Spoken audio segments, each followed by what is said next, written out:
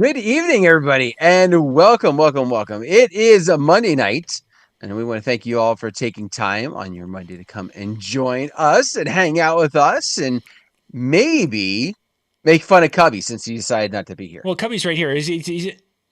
No. Oh, wait. Maybe he's over. No. Cubbie?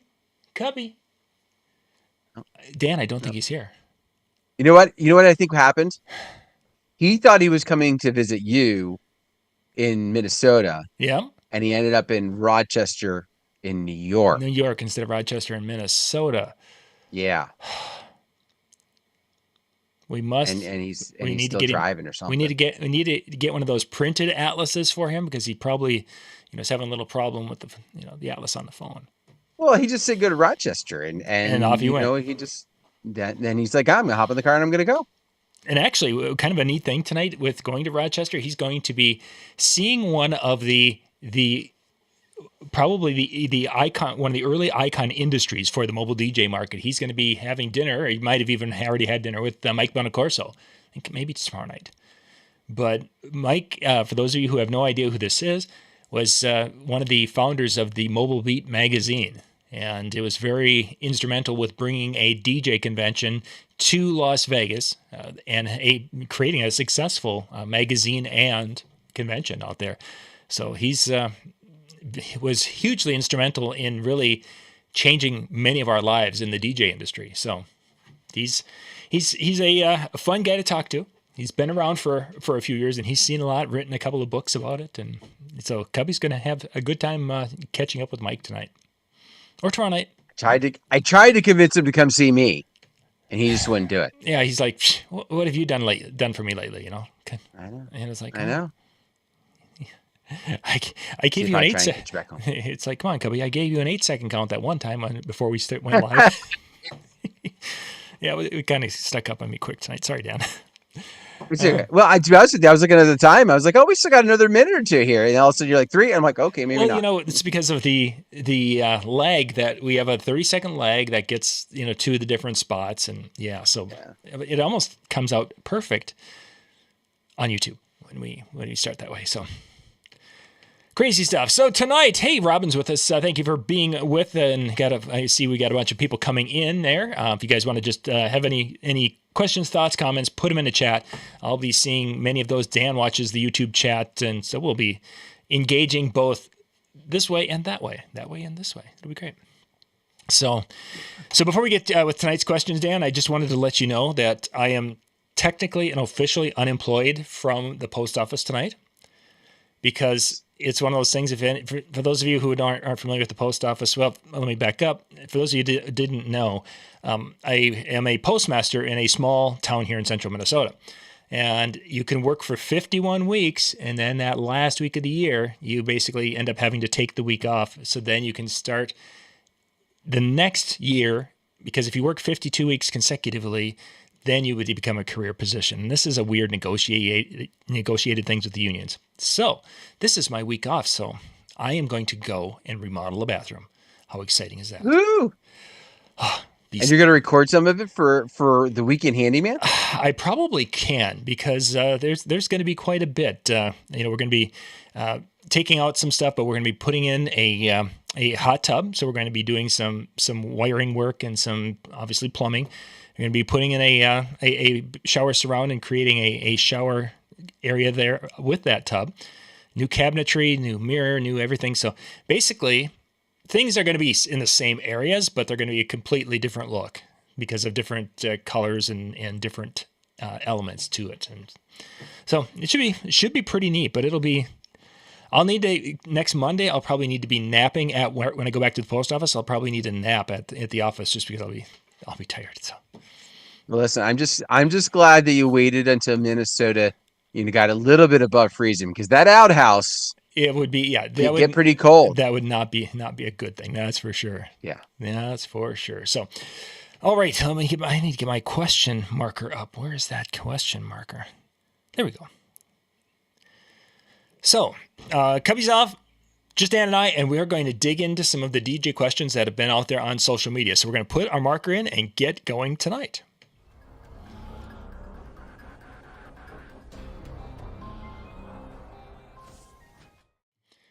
So the first question, Dan, let's kind of talk about a little bit, is the age-old question about putting your pricing on the website. Is that something you do? Should you do? Have you done it? Have you not done it? Have you gone back and forth?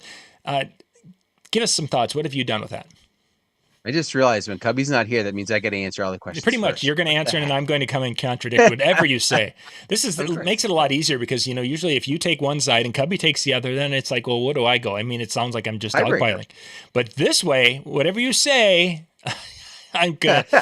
Yeah. No, I put I don't put the full pricing on my website. So I go by the Ellenberg kind of philosophy. I'm going to call it that, of the idea that you should have something on your site, right? When people want to know what they're dealing with, they want to have an idea. And there's been a lot of talk out in Facebook land and every place else where if you're not sharing anything, if you're not giving them anything, chances are they're not even going to reach out to you unless they've seen you somewhere or have something really strong that says they need to reach out to you. They're just going to bypass you because they're not getting what they need to have. So I have a price range on my site, basically where the prices are going to be starting at, where they're going to be ending at, and then I add to it. Most of my couples fall within this range, so that gives them both kind of a low point for some of my lower services, a high point where they can really expect to pay more if they want the whole thing, and then that sweet spot, if you will, of what most of them would probably expect to pay. And I feel that it works. I don't get a lot of I don't get too many tire kickers, we'll say, right? I think there are some that still are surprised by the price from time to time when they reach out, but it's not been as much as what I had prior to. When I would have it prior to and they would ask for a quote, it was like, okay, I'm giving this, and they're like, oh my gosh, we can't spend that. Now they get at least a little bit of a conversation that happens before that. Sure. What about you? So my take is going to be a little bit different on this. I think there's a time to put pricing on there, and there's a time where a range, or even no pricing. If you're a multi and you're willing to take you're wanting to take almost anything, I think that just not having pricing on there is going to get some of those tire kickers. But if you can handle them, maybe that's in your best interest, that you just want the volume. I think that as a DJ who is on the higher end of the pricing in your market, or the high end of the pricing market, I think that there's a spot for you to do that. If your website can differentiate you from others easily. And I think a big part of this is that it has to be designed around that you're getting the Dan Carpenter experience. If you can get that and convey that, and whether it's pictures of Dan in action, not just the people having fun, but there's Dan in action with the crowd. And Mike Walter has a lot of these types of pictures. If you can show that this person or this entity is going to be different than everybody else, I think you could have your prices right there and say, you know what, the Dan Carpenter experience is $5,000. Why? Because look at this. You're getting the Dan Carpenter experience. Now, if your website looks very similar, it could be a great website, but if it looks very similar to the other DJs where you've got the happy bride and groom dancing and you've got the happy this and happy this, and just for the record, I have that on my website yet, and I'm working my way towards the other side to get more pictures of myself on there, being the lead, because you don't take many pictures of yourself doing things. We just don't, and that's to our detriment, not to the clients, because what I bring to the table or Dan brings to the table, it's uniquely us. So we should be getting more, enough of that. That if I can't differentiate what the John Young experience or the Dan Carpenter experience is, then I'm now down to, the best is to have a price range. That we're starting at $1,000 and our wedding services do whatever, and taking that kind of more of a generic concept of what Alan Berg has talked about. But I really think that for most of us, what's unique and what we bring to the table that's different is ourselves. And now, how do we convey what that is? And part of it is we have to be front and center.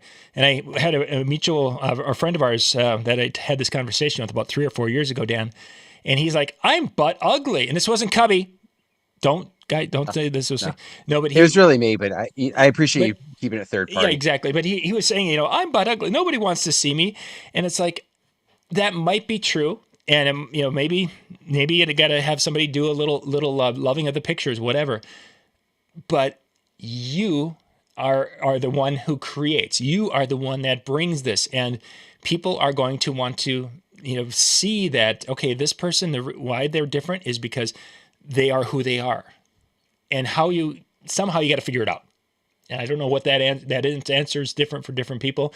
Some people are very photogenic, and some people are just good on a camera, and they just look good always. And then there's some people we're always sitting there, we always got one eye kind of cockeyed, and you look horrible. You're gonna have to figure it out of what it takes to convey what the Dan Carpenter or the John Young experience is, because that's what's going to set you apart. I would say, something you were talking about prices also makes me another thing to kind of think about.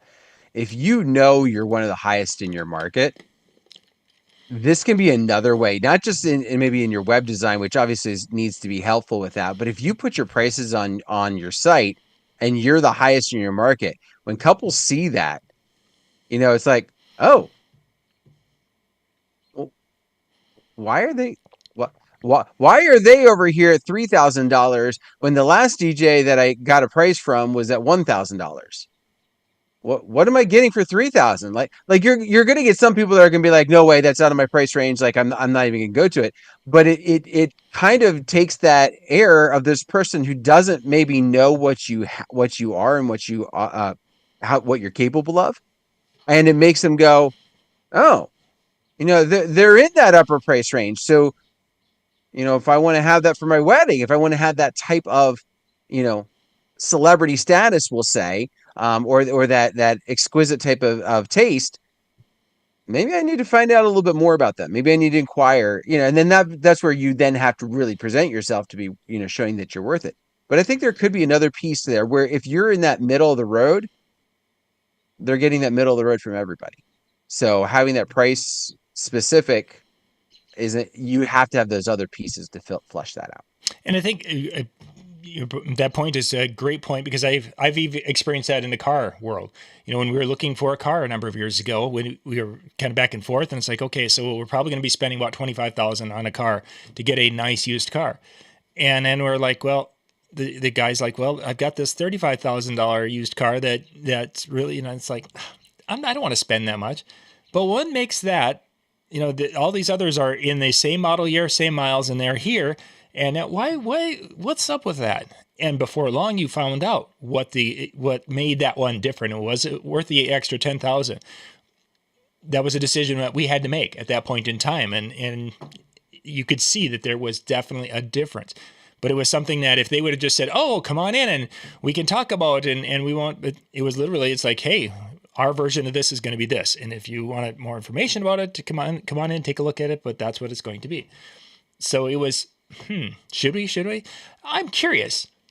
The curiosity was stoked. And I think that there's definitely, for some customers, if they're going to spend $2,000 on a DJ and they find out that you're $3,000, it might be, their website looks a little different than what a lot of the, the standard one does. Let's find out what makes them think that they're worth an extra $1,000 or $2,000 over what everyone else is. Well, sometimes that's a conversation starter. Absolutely. Good stuff. Okay, let's jump to our next question.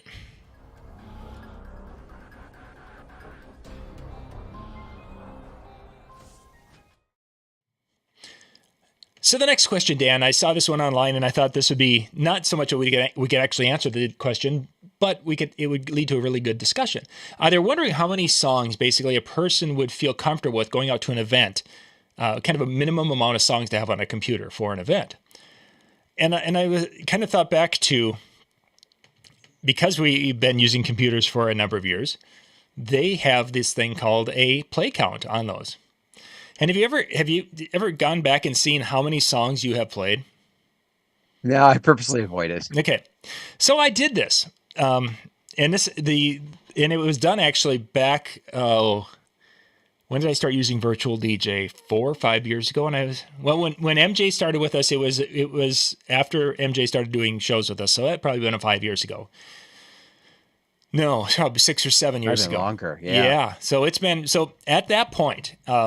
Prior to that transition, I was using this other software, and that one had a much better play count capability, because you could go and you could trash the hard drive and pull the songs out of the library, and it wrote the play counts really, really well. So I felt I had a much more accurate of what was played. So I went and made a playlist of all the songs I had played for 12 years of that computer doing weddings and school dances and such. And it was like 1,000 songs, like 1,100, I think is what it was, in all those events. And that would be, playing for, 14, 15-year-olds in high schools and playing for 90-year-olds at weddings type of a thing. 1,000 songs. How many of those songs were played more than 5 times? I believe it was about around 450. It was under 500 that were played more than 5 times. Otherwise, you had, I think, probably, it was like 3 or 4. It was like a third of the songs were single plays. That somebody requested it, you played it once and it sucked, and then you never played it again. Maybe not quite that, but so 750 songs are played. Let's call them maybe 800 of those songs were played multiple times of that. And really, 350, 400 songs were played at many events, or played at most of that. There are probably 50 songs that are played at most all events. They flow right a low, and at that time the cha-cha slide was still, or the Cupid shuffle was still, getting its thing, whatever. So the question, is there a minimum of songs that you would feel comfortable going out? If hard drive space, if you had to go out like with a thumb drive, how many could you do it, do you think? Well, to the thumb drive piece, I'm going to say yes, because my backup, I actually run it off an SD card. My backup computer. So how many songs are in your SD card? Look at that. We're going to get this answered. I be honest with you, I don't even know, but it's a 400 gigabyte SD card, so it holds more than what I absolutely need for sure. I think one of the things that really comes into place, I'm gonna pull the Ben Stowe for a second. I'm gonna say it depends. Sure. It really kind of depends upon the type of events that you're doing. What would be a minimum that you would need to have, right? If you're strictly a wedding person, and I think markets also play a little bit into this as well, right? I feel like when you're in some of those high energy, quick mixing type of situations, you're definitely going to need to carry potentially more, just because you're going to be playing more songs in a night, versus maybe a situation where you're in, I'm going to throw out like a more rural area where you might mix, but you're not necessarily needing to quick mix as much, Sure. right? So I think that does make a difference there. The 500 number doesn't surprise me at all. I think that's a very valid type of piece, right? Like think about the lists that are out there, right? The DJ, DJ event planner top 200, yeah. and then you've got some of the decade ones that go into that. When we look at those lists don't change that much year after year. And Right. this is not based on DJ's play counts. This is based upon requests from your couples. So with that being in mind, when it comes to those situations, it's showing that you don't have to have buku amount of songs to appease what most of your couples are wanting. So I think if you were to go, if you needed to, I would say 500 is a decent amount. Your top 200, and then I would say the other 300 are going to be made up of I'm going to say 100, we'll say 100 to be used for ceremony well, I mean, like, so you have it in your collection to kind of rotate through. Sure. I would say, another 40 to 50 for cocktails, right? And then I would say the remaining, where am I at now? That was like 150. The remaining set, the remaining set of them, the remaining like 250, 150, whatever I have left, going to be for those other, maybe a little deeper in your hip hop, a little bit deeper in your pop, a little bit more of the sing-alongs that were good but maybe not, and then of course some regional favorites. Yeah, there you go, 500. 500. So let's just say we went through and took just the different lists that DJ Event Planner has, and there's going to be some overlap with some of the songs, but the main one was 200, and then it's 1, 2, 3, 4, 5, 6, 7, 8, 9, 10, 11, 13, 14, 15, 16. I'm counting 17, 18, the specialty playlist, the 30s, 19, 20. Okay, so there's 20, there's the main 200, and then there's 20 playlists that are 30 songs that are like the 30 most requested songs to the last dance. So right there, if each of those were a unique song, there's 800 songs, but there's some duplications in there. So we're probably looking at, there's maybe 600 songs. Let's be generous. I think that would be generous. That 600 songs, I think you could take and do, especially weddings. You probably could do 90% of your weddings. So, I mean, you see this, like we're seeing this in it's kind of been a trend, right? I'll give a little nod to Aaron Trailer and Create Hackers and the things that they kind of started doing with this talk about paring down. We don't need to carry 8 terabyte hard drives with us to an event because you have to have everything on there, right? Like there's a lot of fluff that is in your stuff that doesn't need to be there no matter what. Oh my, yes. And I think the 500, I think the 500, some of us would be like, I don't know if I feel comfortable with that because of people asking for those one-offs and that kind of situation. But if we're talking about getting through the night and having a successful event, that's very easily, doable. But I think that, again, one of the things that we're so afraid of is that, we're just not going to have that one song that the uncle is going to come up and ask for, and it's really going to make this party. Oh, and we're people pleasers, and we don't want to be the person that have to say no, especially if it's a song we're like, oh yeah, oh man, Bruce Springsteen, I love Bruce Springsteen. Why don't I have his, whatever. People pleasing gets us in trouble. Absolutely. Every time.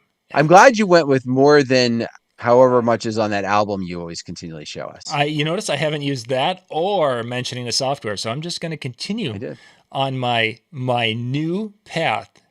Oh, it's just so awesome. Man, put John on vacation for a week, and he's suddenly like, I'm seeing a new side of life. That's right. All right, our next question.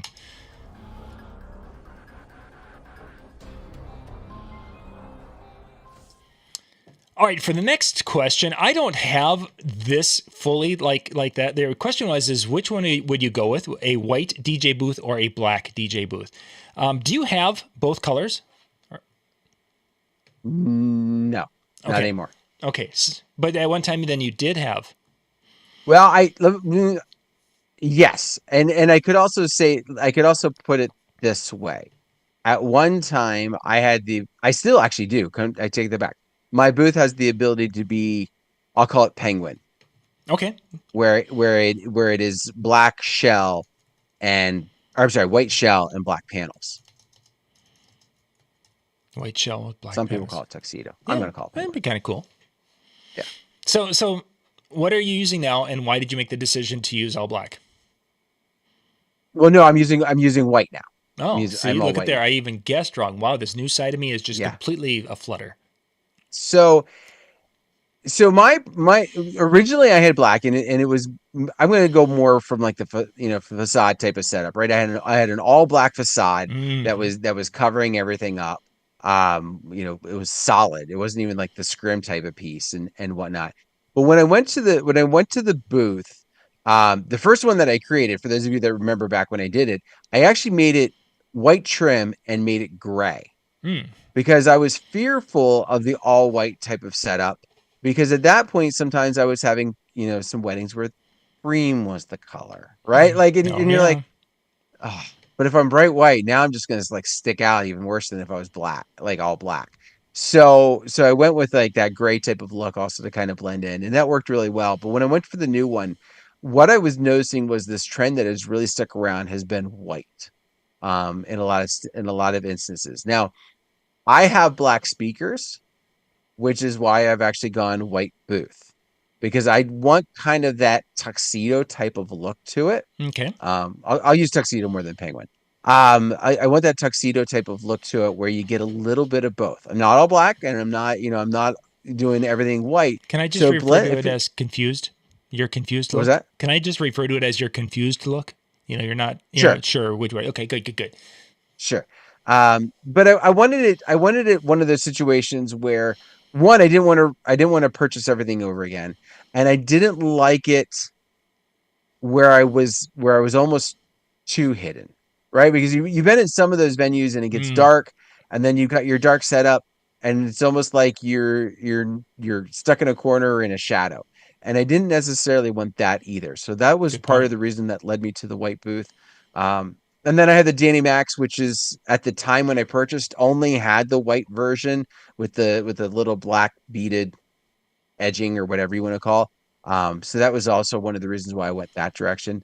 But that one also can light up. So Mm-hmm. it's like, well, what color do you really want it to be? Mm, Um, so it has that, kind of difference. nice.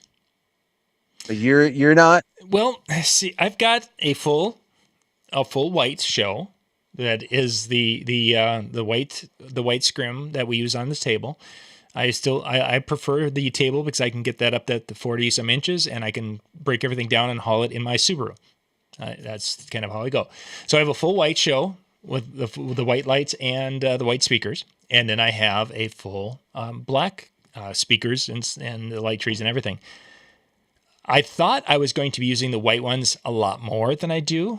And I think part of the reason why I'm not using them as much is because last year we were outside or in barns. And the white speakers, they get dirty. They show dirt and they show smudges from hands. And, the kids we're under a tent and the kids are outside and they were playing and they come in with hand. And they put their hand on a white speaker. And now I've got a muddy handprint on my speaker. Now, granted, it would still be a muddy handprint on the black speaker, but now I can see it and I've got to go clean it up right away because it just looks, ick, and I don't want the guests to, somebody come by and say, oh, look at there. Somebody didn't bother to clean their speaker. I like the white look. I would love it if I were doing events in venues where that white would be possible or it would be, I could use it consistently, but I just don't have it. I don't have the tuxedo look capability like you have, or as far as I haven't done that. Could I? Yeah, I suppose I could, but when I'm in barns and such, I'm finding even when I'm using the Everse 8s as my white Everse 8s as remote speakers, when I get done at the end of the night, it's like these things they just look dirtier and different than the black ones. Yeah, they're both equally dirty. It's just that they are visually dirty or messier. So, I wonder if it's more the speaker aspect of it and the way that they're collecting things versus the booth, right? Like, yeah, I have to wipe my booth down every once in a while. Don't get me wrong. Like mm-hmm. there's dust that settles on it, and if there's any moisture, whatever, then you see the dirt even more. Um, so I wonder if there's some aspect to that. But the nice thing about the booths, they're meant to sit on the floor, right? And Sure. I'm not saying your subs are not meant to sit on the floor, but they're on the floor and then they're up to a certain level. So there's the dirt that might be on it is going to be on the wheels, or Mm, it's going to be on, it's going to be on the feet of whatever it is. And most of these podium setups actually have like feet, so your stuff isn't sitting on the dirt per se. And then the one with wheels, mine actually has like a piece of boarding that goes around and almost makes it look like it's a permanent install mm, wherever I'm at, because mm-hmm. you don't see the wheels at all then. Nice. And I think that kind of definitely helps. But I can see exactly what you're meaning with the speakers, and I've seen it with some speakers where they seem to collect that dirt, they seem to collect that dust. Even my black ones will get that way sometimes. Mm-hmm. And I've had to like wipe them down in a different way. I also think the texture, right? Like, so your boosts are easier to clean. They're oftentimes a smooth material, where your boosts have that roughness to us, even the plastic ones to a degree, but mainly the wood ones, where it's like, man, like that's settled in there. I can't just wipe it off. I actually have to Mm-hmm. really like clean it, and that's also just a pain. That it is, yes. Johnny asked a good question. Do you think the clients notice or even care about the color? I think in some situations they would, specifically when you're in a venue where it's all white and you can blend in. I think that you would have people who would make that observation that, wow, this kind of all just looks really nice all together. Have you experienced that? I've not. I've had people come up and compliment me on the booth itself Mm-hmm. more so than it just being a white booth. So I don't know if I would necessarily say that part, but I also think it kind of, again, I'm gonna say it depends. Um, my area, as far as I know, there's not many people that are doing white setups. Sure. There's like one or two. There's one or two. So it sometimes it gets to be more of a that's different. I like it because it's different Mm-hmm. more so than man, that's a white setup and I really wish you had a black one, or that's black and I really wish it was white. Like I don't foresee that one quite as much as just things are different, and where they're blending in. I think one of the reasons why I was also hesitant to go with the all white setup was not so much from the dirt, but playing in the barns, like there's like that natural wood. And I almost felt like the all white stood out more than fit in. Hmm.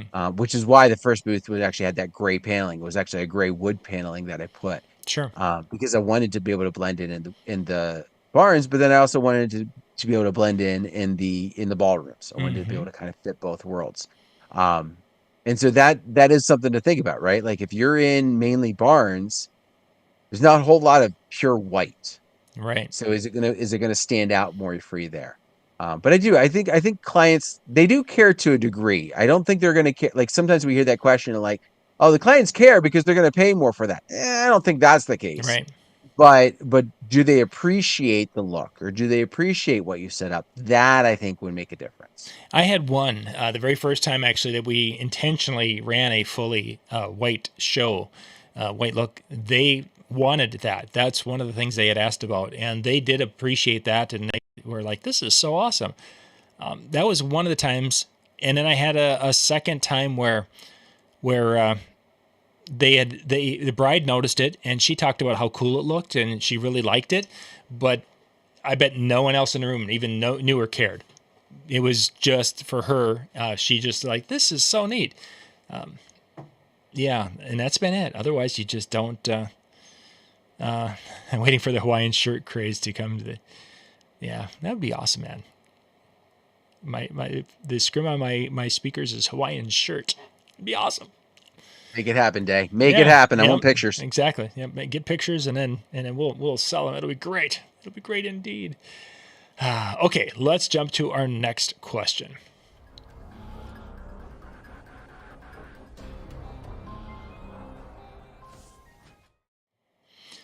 All right, the next question is someone had some of their DJ gear and they were wondering about what's the best way to get it fixed or how to deal with that. And I think, Dan, this is a question that probably 5 years ago, maybe 10 years ago, I would have answered it different than I'm going to answer today. You and I have both, over the years, have had experience with gear that has malfunctioned and it has broke and such. We've had gear that has been, very difficult to deal with that has malfunctioned or broke for whatever reason. This is the time I want to kind of put this in kind of two categories. The category of gear that we buy from a dealer, like a Ben Stowe or an IDJ Now or something, where it's something that the dealer is going to have some skin in the game.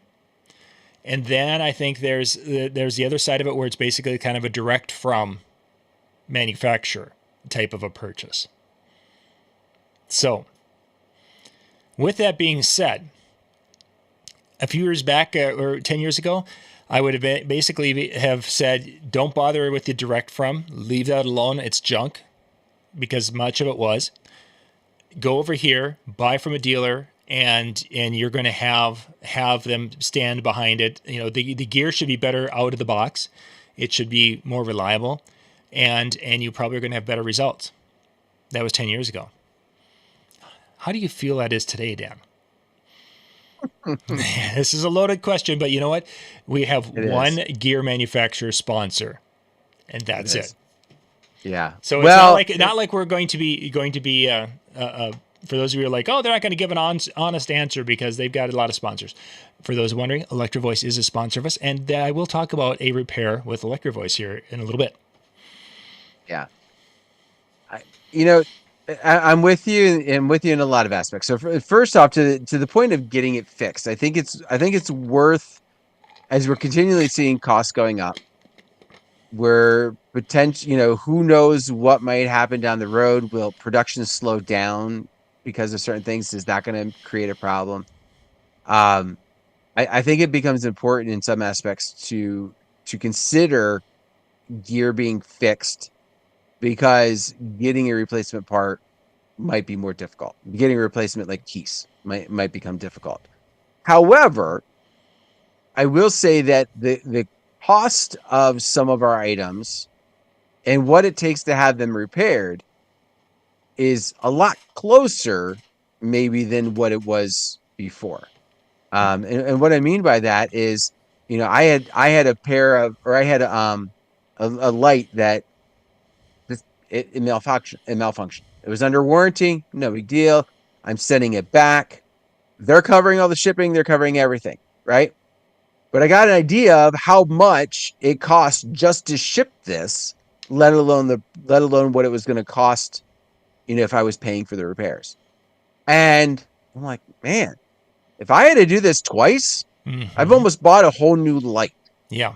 Right. So that's one of the pieces where I would say, you know what, that's where sometimes getting it fixed becomes prohibitive because, oh my gosh, like I'm taking, just to ship it and things like that.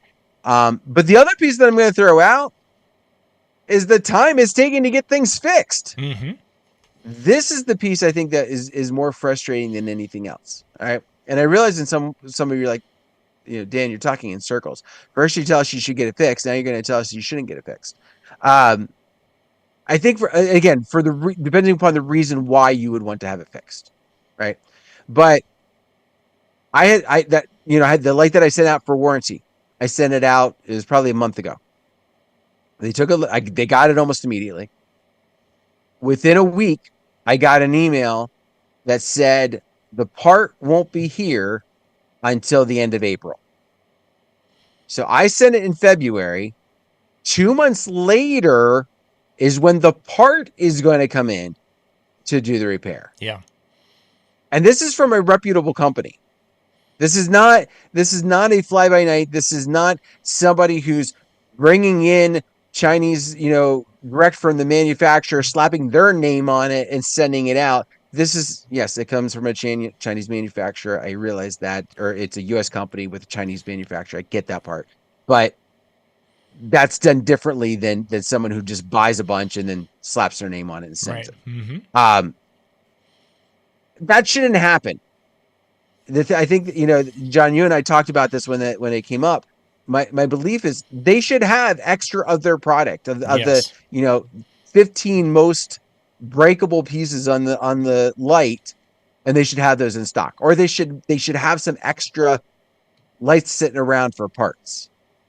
It shouldn't take 2 months to do this. So from that standpoint, you have to recognize, if I'm down for 2 months without whatever this product is that an okay thing for me? And I would be willing to bet that for most of the things that we use, yes, you might have a backup, but it's not what you want to do. And you don't want that to backup be the only thing for those 2 months, because now what happens if something is in those 2 months? But I'll tell you what, I bet you if I bought that light brand new, I bet you could be here in a week and a half. Yeah, exactly. Not 2 months. Yeah, and that's the part that sucks.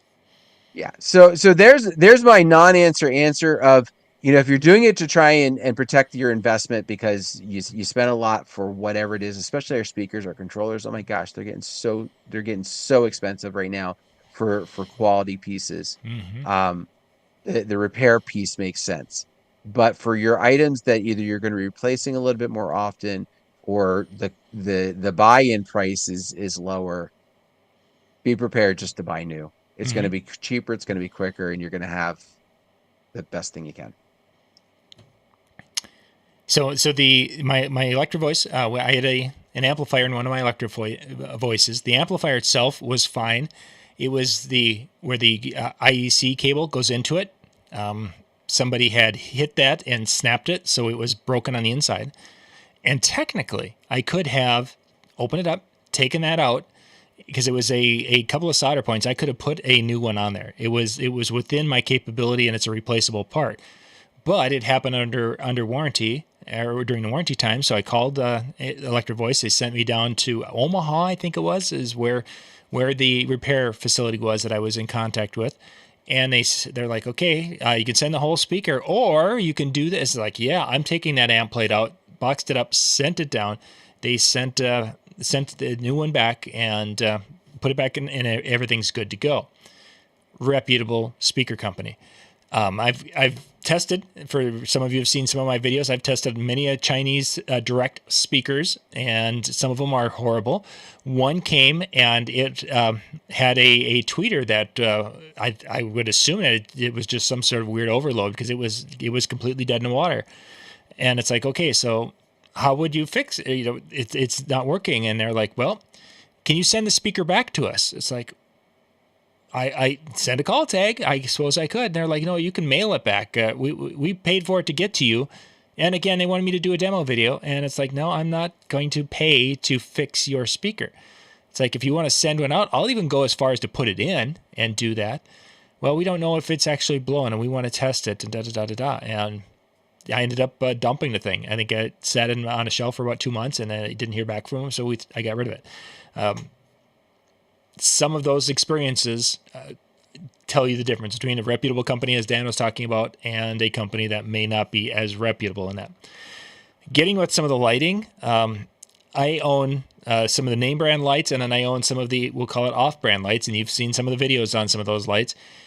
I've gotten to the point now where if I find a cool light that's an off-brand light and the price is like, wow, that's a great price on it, if I want 4, I'm going to buy 6. And the idea behind it is that I'm going to use them, and either if they all 6 survive and it's got a 1-year warranty, 2-year warranty, whatever it is, if they survive at the end of the warranty, it's like, okay, do I sell them and get something different, or do I just keep going until I want 4? Do I just keep going until I'm down to 4, and then get rid of the 4?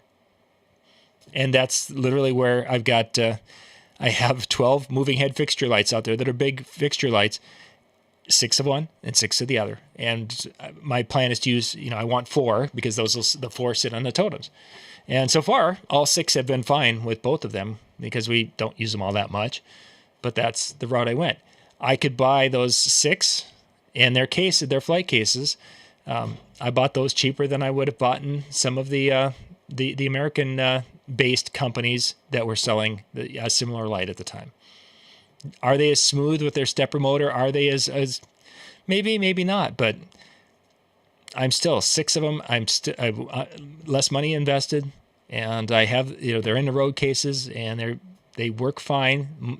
Does a customer know the difference between one that has a smoother panning than maybe one that has not quite as smooth? Probably not. Maybe a DJ would notice it, but most of the time, as you guys have been talking in the chat room about the looks of a DJ system, as long as it looks good, people aren't going to really care. As long as it's doing some cool things here and there and making it for an exciting moment with lighting, they don't care. And it's, in the long run, cheaper. And I think, we've also kind of gotten away from the days. I don't want to say completely away from the days. Obviously, we have to be careful. But I think we've gotten somewhat away from the days of it's safer, right? Like that was one of the things that was out there, right? Like, make sure you buy from the American companies, because American companies require that these are going to be safer. They're going to apply to, better circumstances. And that's not going to happen with the other ones, because your other ones are going to catch on fire, right? Like that was what we were hearing for so many years. I'm not saying that they're not safer. Mm-hmm. But I will say the uplights that I have that came from the American company have a disclaimer on there. Do not leave them unattended. Because if something happens, you need to be able to turn it off. Like because there's a risk of fire or something like that. Mm-hmm. And I get it. I'm charging batteries, and I realize there's some common sense piece to that. But if one of the things that I'm spending the extra money for is a better safety piece, and you basically tell me to do the exact same thing the other companies are telling me to do, is it really safer? Mm-hmm. Yeah. So I think that's the other thing, right? Like there's some things you don't want to cut corners with. And I think, John, you mentioned it with the sound, right? I think that for whatever reason, some of the speaker pieces are able to stay in a better, more reputable line, where if you go the cheaper route, it sounds cheaper, but lighting seems to be a little different. I don't know what necessarily causes that, but definitely makes us think about, okay, where are we spending the money? If I had, $5,000 to drop on new equipment, I would probably spend more money on the sound piece and less on the lighting than the other way around. I would agree, definitely. And I think if I were making, if people were be paying for me to like, oh my gosh, the lighting, we're hiring you because of your awesome lights, that would probably be a different story. Then I would probably look at, as Ben Stowe's talked about, some of the more professional lines in some of these companies where they have added lime, to be able to get better color. Yeah, there's little things that have been happening in those realms, but that's not what people, they want. I'm paid for music. I'm paid for announcements. Yes, lighting is there and it's part of the party and enhancing, but it's not. If my lights don't work, we still have a party. If my sound doesn't work, we ain't got no party. All right, let's get one last question in, Dan, before we wrap for tonight.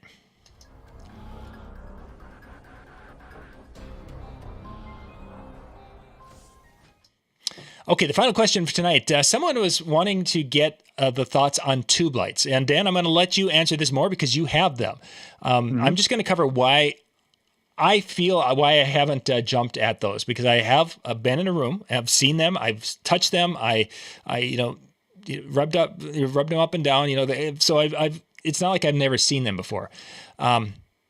For my purposes of where I'm at and the type of events I do, I didn't go with them because I like to, and I need to illuminate a dance floor. And I didn't feel that they did that well. Neat look, but it didn't feel like for me, it would be in my best interest to do that. The interesting thing is Cubbie also has tube lights, and he does very similar weddings to I do. So maybe I'm wrong. But anyway, so now, Dan, you have them. I saw the pictures from the adult prom this past weekend. By the way, it looked fabulous. Congratulations on a great event there. Looked like it was a good night. Tell me about your experience with them and what are your thoughts? Would you recommend them? And if so, how or where? I'm gonna admit, I feel like I'm Ben tonight. It depends. Gosh, that's it's it just does. Ben Stowe drinking. Everyone grab your glass of water. Yeah, exactly. Maybe that's to be our new catchphrase, right? No, I will say this. I love them. I absolutely love them. However, what I'm going to say is if you're going to buy one light, right? Like, or you're going to buy one set, whatever might be the case, right? That's not going to cut it. You're going to be in a room where the lights are not going to throw far enough because they don't. There's a wash aspect to it. It will coat for a little bit, right? It'll go a little deep into your dance floor, but it's not going to go your full dance floor. So if that's the only style of light you have, I wouldn't recommend it. I'd recommend something that's on a tripod, something like the 4-bar style or a gig bar or something like that can cover a bigger spot, right? However, majority of my weddings, I'm taking the tubes. I get compliments on them. I have the ability to do some different things with them. Now, I also have the stands, so I can put them a little higher, which helps with that throw, right? And I would also say it depends upon the ones you get, right? So some of them are really short and small and don't throw at all. And some of them are super tall, and then you can put them on stands and get them even taller to make that better throw. I like them because they're battery powered. I like them because they're wireless DMX. So I basically have like a lot of the abilities of an uplight to put them where I want to put them. So some of my barn weddings, or some of my weddings, I'll keep them right there with my booth. And you saw that, for those of you that saw the pictures from the adult prom, that's what I did. I did 6 of them by my booth. But I have one venue where I'm up against the wall, the dance floor is in the middle of the room. So I put them along the pillars in the middle of the room around the dance floor and, playing from that. People are dancing. It's a nice wash on them. The other thing I like is they're not super harsh. Sure. That's what I was just envisioning. Yeah, that would be a great little I can have them on and they're not blinding me. Where some of our par lights that are on those tripods, they're more directional. Yeah. And so it's almost like I'm getting hit in the face. I mean, I know you can scale back. I know you can pull your dimmer back, but it still has that kind of like hit me in the face type of feel where this kind of feels like more of a I'm in it rather than getting hit by it. So I like them. I think they're great. I've got, like I said, I've got 7 of them that work. And so that's the pieces, I think there's a great thing. If you're getting them because they're the hot new thing, I wouldn't necessarily do that. But if you're getting them because they can be practical and you can use them and they have a lot of different elements to it, Mm-hmm. they're great. And they're small. It's long. It's a long tube, right? They make hard cases for them, but I carry mine in a soft bag, Hmm. and it's easy to bring in and put together, turn on, and they're ready to go. Hmm. So I would recommend. I would give my stamp of approval on the tube lights because I do like them, and I Actually, think Cubbie likes his too. oh Like yeah, that was one of the things that he's talked about. he does. Yeah, Um, yeah, he he, definitely likes he's them. he likes the setup. They're nice and easy. He can stick them where he wants to. Like that's the other thing that makes it nice, right? Because they're battery powered, because they're wireless, I can put them where I want to put them. If I'm in a small setup, all I need is basically a spot that's like, that big on the dance floor, or on the floor rather, to put the little tripods on the bottom. Mm-hmm. So it makes it kind of nice from that aspect too. Hmm. Interesting. I guess yeah. I hadn't really put the soft wash near the guests like that for some of those situations. But yeah, that would definitely be because there's no way you'd put a par can right there, even though you could with battery and you could with, but it's still going to be point blank blasting them in the eyes type of thing. I will say this to tie it back to one of our earlier questions, because Chris just asked me in the chat. He's like, "Is this a light that you can't get fixed?" And no, it's not actually. It's a different light that I'm referring to. I years I never broke a light. Now I have two different ones. My issue why I have 7 that work and not an 8 is the one downside to a tube light is because it's long and narrow. It does not have a box to ship it in very easily. And Mm, so the reason why that I have not sent it back is because I found boxes that will fit it, but they're like 3 feet across and 2 feet deep. And that's, now I'm taking and I'm spending $8,000 on peanuts to fill it. yeah, yeah, yeah. So that's the downside. You're not gonna, the shipping aspect becomes a lot more difficult should you need to get it fixed. But Hmm. See, they're actually paying attention to us. Is that so they neat? are. That's so They awesome. are. It happens every once in a while. Yeah. Well, thank you guys for It being happened when with. Cubbie wasn't here, so maybe it's him. Maybe it's him. Maybe he's it's probably he just draws all the attention because he's and then we're just here for humor. Or nobody tuned out because you mentioned any software or Or band. oh, I feel like I'm I just could reach over there, but no, I'll be strong. I'll be strong. DJNTV.com/chilled. The Monday night group is going to be hanging out here in just a little bit. You can go out there and have some fun tonight, talk a little shop. They're going to be recording a session. And then tomorrow night, we have only got we're doing Ben Stowe tomorrow night as the only show. And then, of course, the Tuesday night music show will be recorded after that, again at DJNTV.com/chill.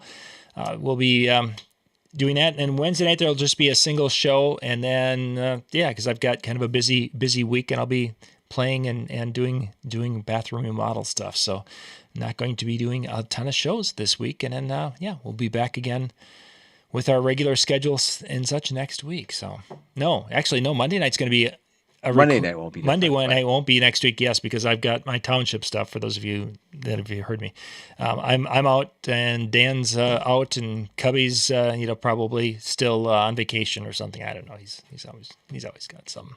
He's a busy man. So yeah, that in 2 weeks we'll be back, and in 2 weeks we've actually got the full interview shows with the beginning. The Monday, Tuesday, and Wednesday, actually, we'll have interview shows, and then we'll have our regular 9 o'clock Eastern shows in the second spot next in 2 weeks, not 1 week. So, alrighty. Tell you what, if you didn't follow that, get on the emails and just look at that. We'll have it. We'll have the emails out on Sunday mornings for you guys. You can sign up with that at discjockeynews.com, and there's a link up there to sign up. So, all right, take us home, Dan. All right. Well, on that note, I thank everybody for tuning in. A lot of action in the chat. We very much appreciate that as well. If we didn't answer your question or your wonderings, by all means, please send them to us at some point, and we'll add them to our list and love to get back to you with it. All right. Have yourself a good one. We'll see you all soon. Bye, everybody. Everybody.